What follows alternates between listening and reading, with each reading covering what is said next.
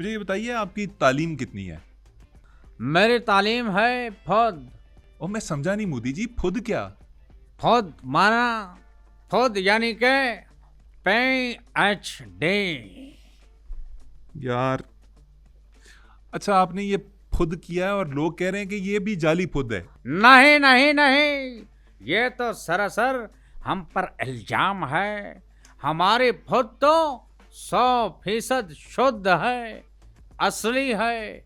हमारी खुद कभी नकली नहीं हो सकते। आप चाहें तो किसी भी व्यक्ति से चेक करवा लें, हमारी खुद असली निकलेगी। मोदी जी, आरएसएस में कैसे घुसे? क्या ताल्लुक है आपका आरएसएस से?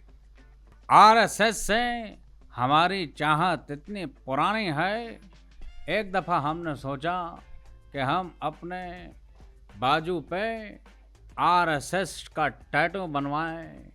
हम टैटू वाले के पास गए, उससे टैटू बनवाया। हमने जब बाद में आंख खोल के देखा तो उस साले बेवड़े ने आरएसएस की जगह BDSM लिख दिया।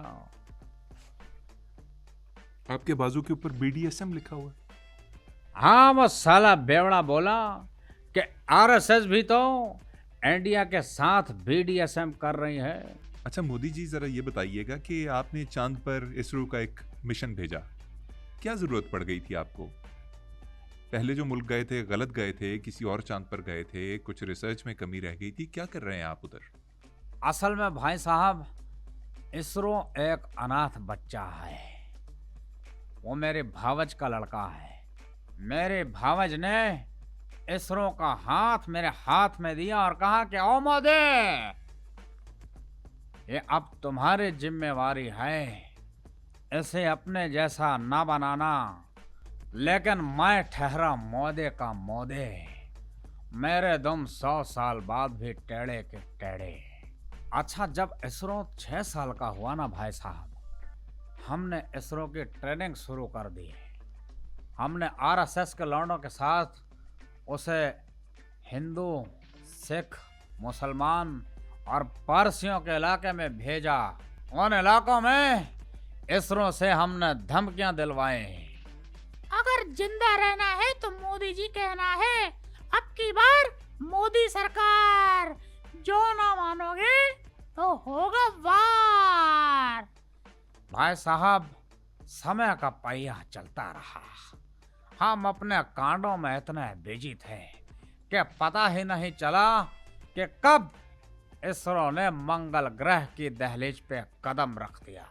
ये क्या बकवास स्टोरी थी? हम ऐसे ही बकवास करते हैं, मजा नहीं आ रहा क्या? इतनी सीरियस डिस्कशन हो गई, कुछ मजाहिया, कुछ अच्छा वाकया, कुछ लाइट हार्टेड डिस्कशन करें।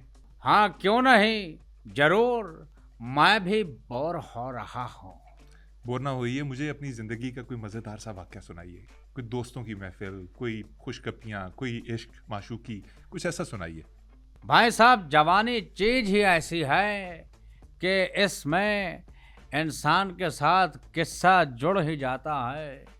एक दफा अमित शाह, मैं और हमारे कुछ दोस्त कश्मीर हनीमून गए।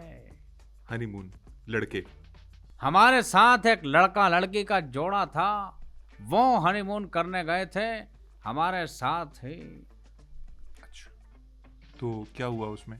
उस रात हम 3 बजे तक पिया, हंसते रहे, खेलते कूदते रहे, मस्ती मजाक करते रहे, मजा ही मजा।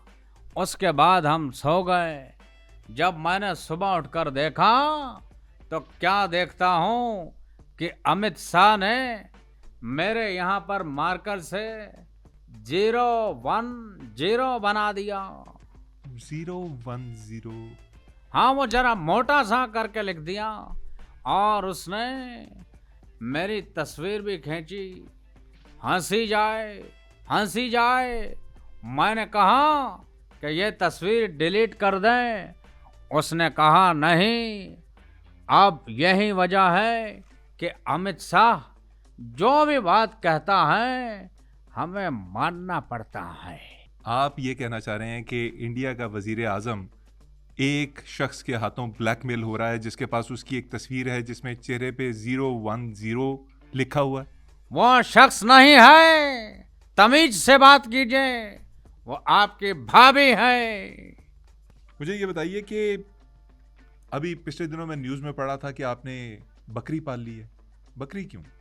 आप वजीर आजम हैं, ये चीज़ें आपको जेब देती हैं?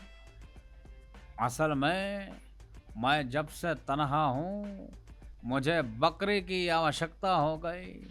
मैं चाहता हूँ कि मैं अकेला न रहूँ, मेरे साथ कोई हो, और जब भी मेरा मन करता है मैं बकरी का दूध निकाल कर पीता हूँ।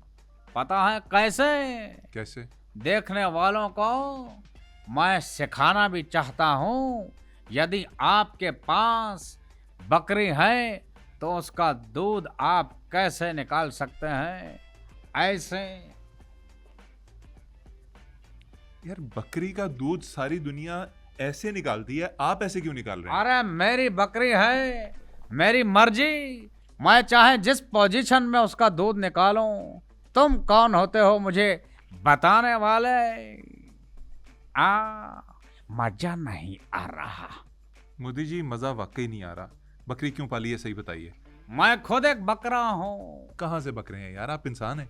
अरे जब भी मैं अपनी जनता को तकरीर करता हूँ, वो कहते हैं मोदी बकरा है, मोदी बकरा है।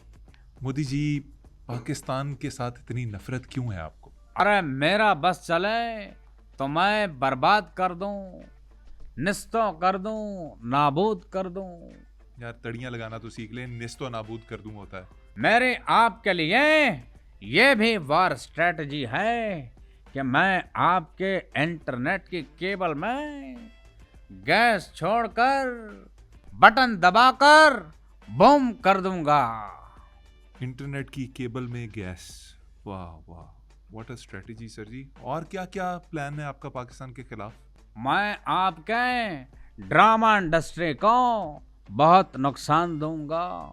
मैं आपके ड्रामा इंडस्ट्री की सुल्ताना आपा को अगवा कर कर लंका ले जाऊंगा और वहां उन्हें बिठा कर कहूंगा कि आज से आपने हमारे लिए ड्रामे बनाने हैं, क्योंकि भाई साहब आपके ड्रामे होते बड़े मजे के हैं। और क्या करेंगे?